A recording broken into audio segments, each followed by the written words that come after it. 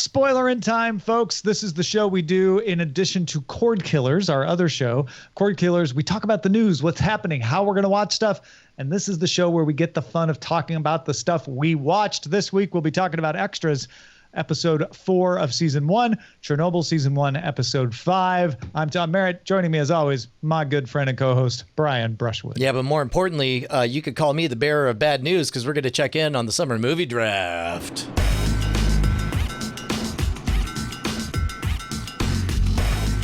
What's the bad news?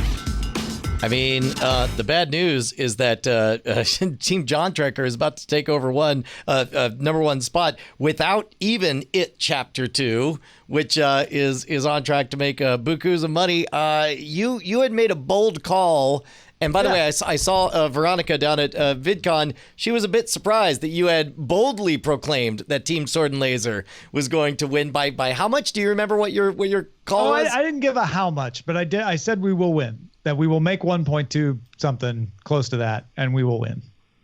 Based off of The Lion King, predominantly. Based off The Lion King, yes. I said The Lion King will make more than $400 million, and we will win. Yeah. Not so much feeling that right about now. Why? Well, because somebody in the chat told me that Crawl had a higher Rotten Tomatoes rating than The Lion King. Yeah, I think Lion King is at 60% right now. Yeah. And Rotten Tomatoes is a horrible predictor of box office receipts. So I have not shaken in my faith in the least. Aladdin got horrible reviews, made $331 million for me.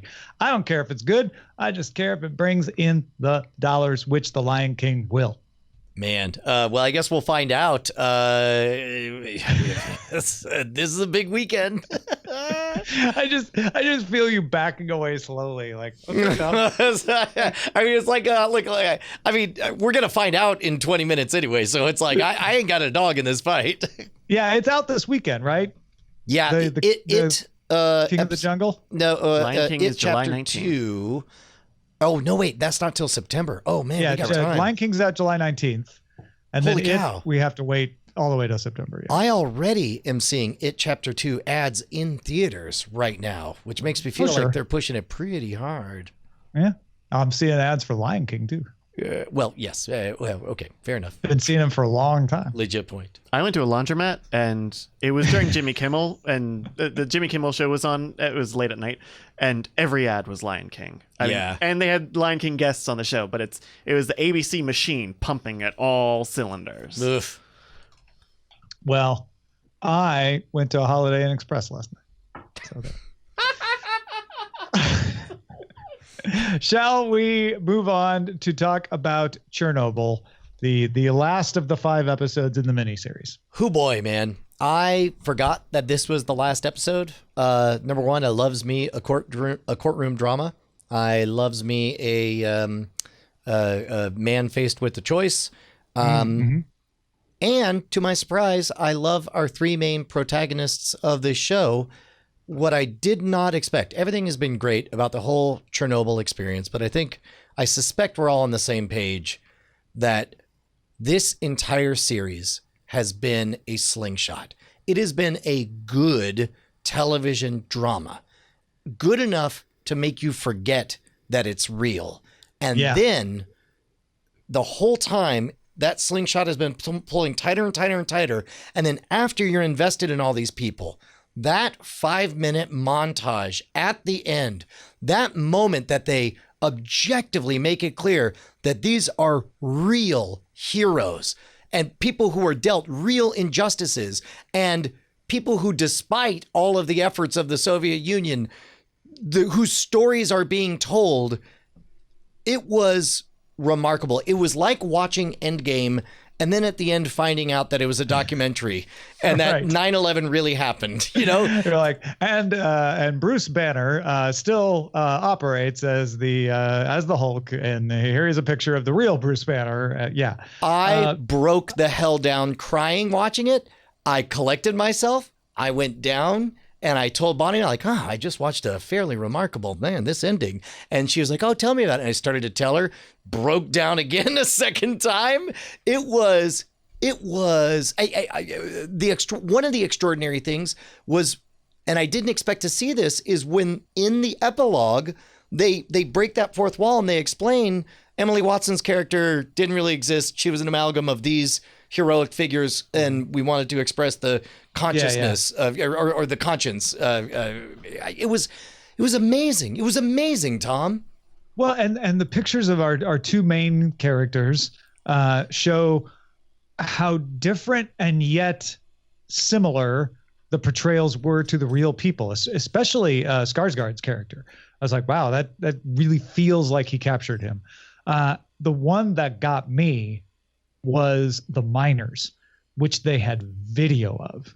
Yeah. It wasn't, and they had a video of a lot of this stuff. It wasn't all stills, but I was like, those people, I mean, there are so many real heroes in the story, but those people are among the tops because they didn't have to do it. They had the leverage to get out of it, but they did it because they knew it needed to be done, and they knew they wouldn't get thanked or taken care of because of it. And basically the epilogue says, yeah, we don't really know what happened to any of those people, to be honest. Yeah, and on top of that, it instantly got a pardon on some of the parts that I thought were weird beats during the show, where it's like, okay, the firefighter already died. Why are we still following his wife? And then, of course, the payoff is you find out that, she had strokes and was told she could never have children. Psych, she totally had a kid and worked out fine. And same thing with those three volunteer heroes who go down and into the water and shut down the stuff. Yeah. And they're all one of them still alive. Two of them are still alive. Today. Yeah.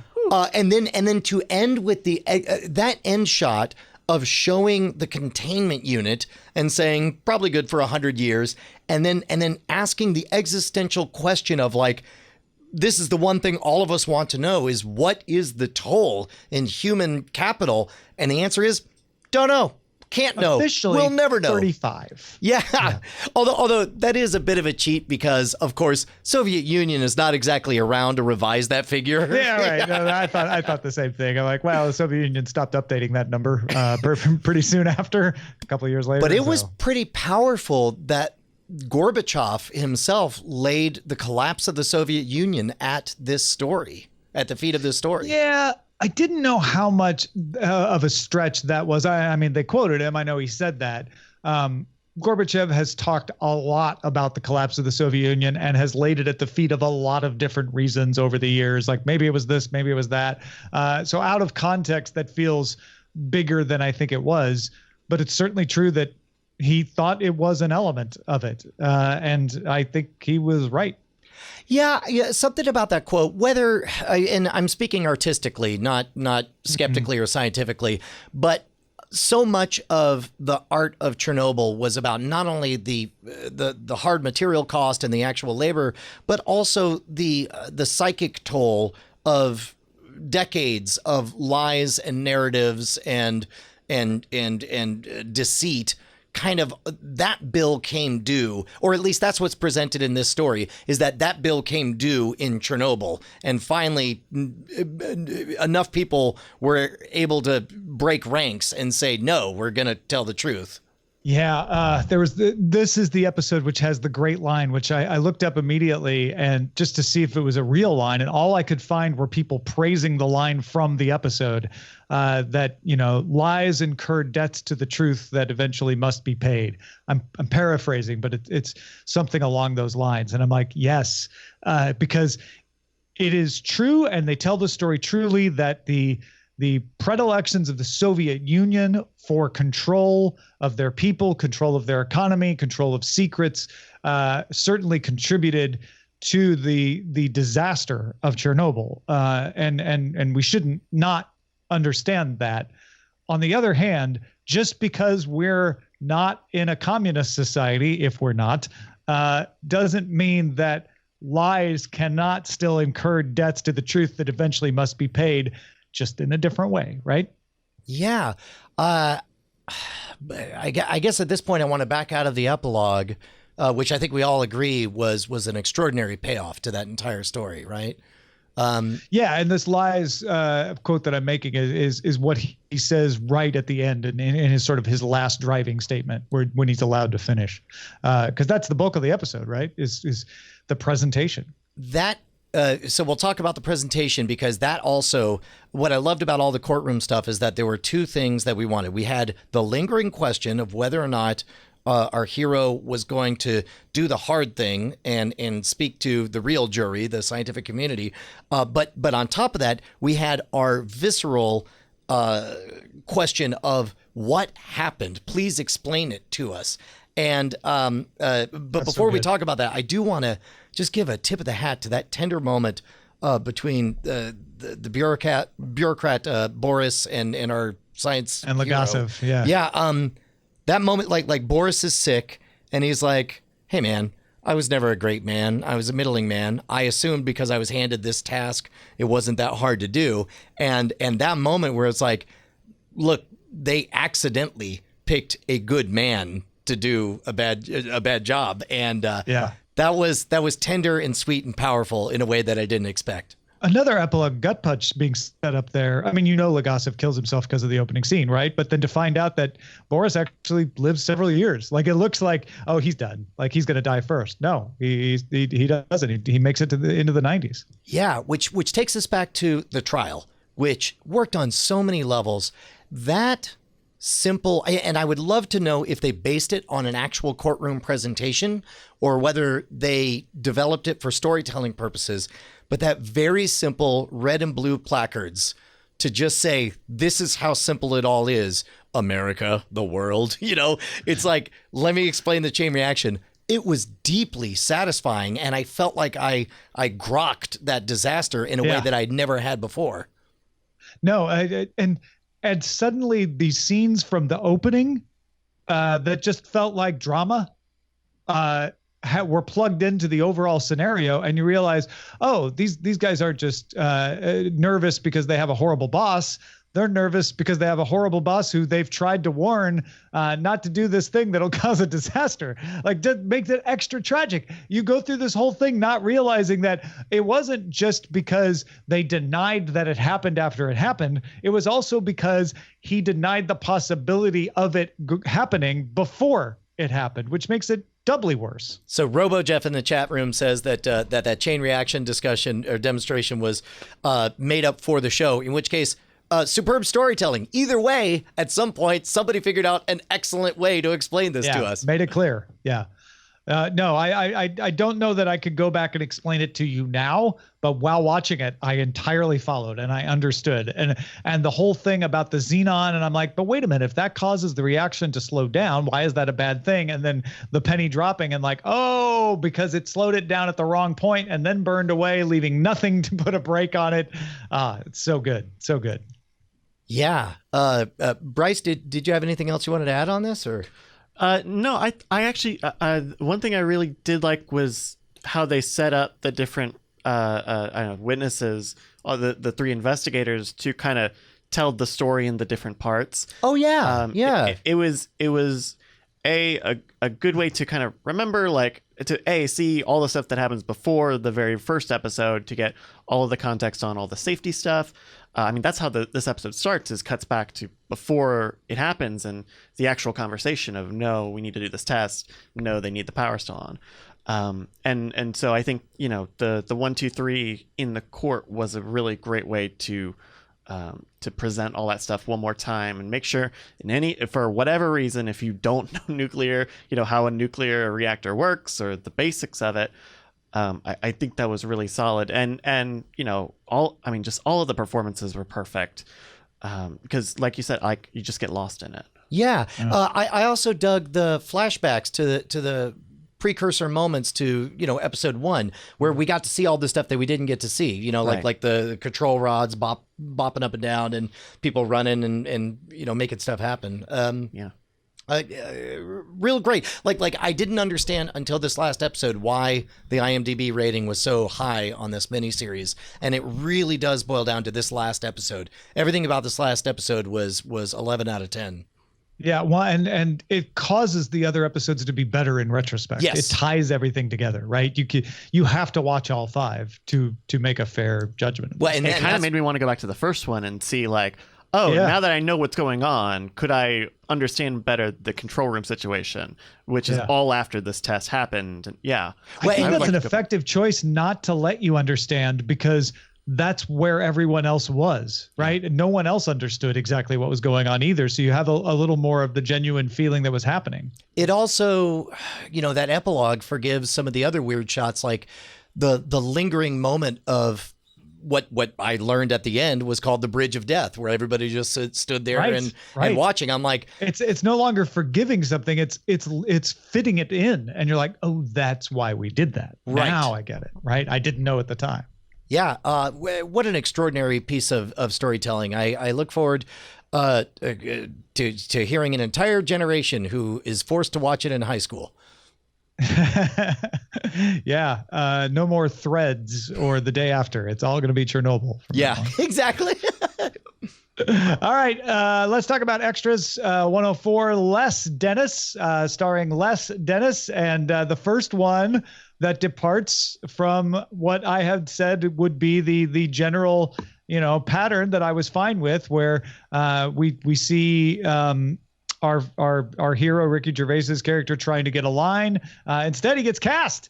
He's cast, but it's a theater play. It's not a movie. And then his friend is only there to kind of support him, and you don't get a love interest for her.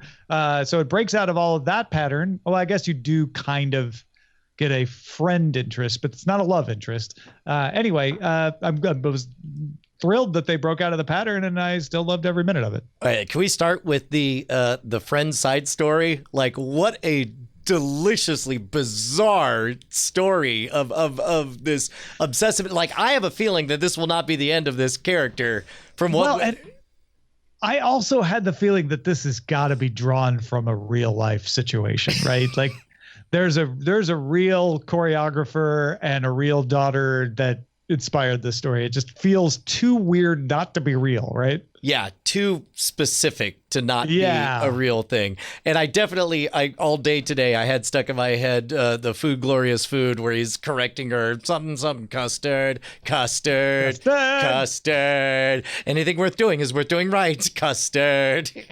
I'll tell you, my favorite thing about this episode is we get something that we never saw even a hint of from Ricky Gervais in The Office, which was genuine concern, empathetic concern. That moment, and granted, it goes sideways and gets awkward when he tips off, Les too early that his girlfriend is making out with people backstage. But that anxiety that he's feeling, you could tell he really feels bad and doesn't want this weight. He doesn't want to watch this guy be dating a girl who's running around on him.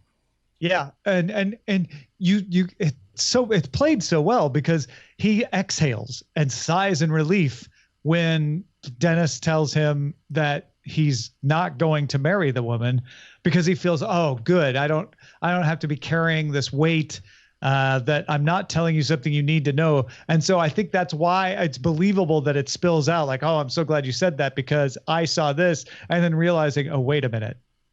Like, Dennis wanted to be the one letting her off the hook. He didn't want to feel like he was avoiding a bullet, and now you've ruined it. And in that regard, it perfectly nails that awkward dynamic that would later, in my mind, become weaponized and perfected in the U.S. version of The Office, where it's like, we were with you too many steps, Why'd you do that? Yeah. There was a bit of a culture gap where it took me a while to figure out that, oh, I guess this guy was the host of the UK version of Family Feud, and I guess they called it Family Business or whatever it was. I actually am not familiar with Les Dennis either, but I quickly picked up, like, oh, he's a game show host who's on the downslide, trying to figure out how to stay in the game. That's all I need to know. Right. But even then, I mean, it played just great. This might be one of my favorite episodes so far.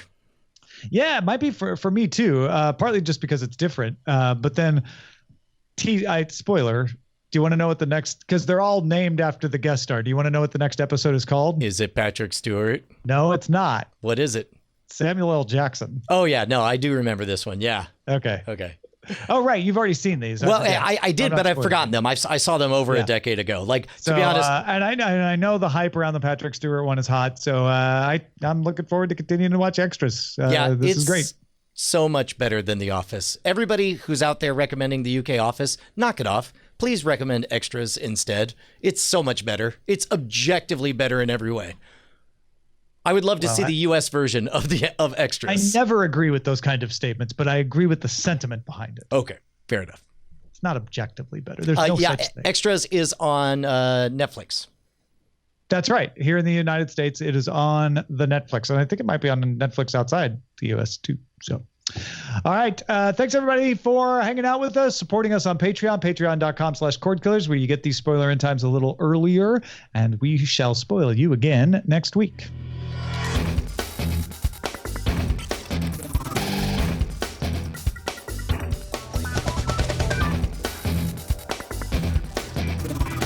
Diamond Club hopes you have enjoyed this program.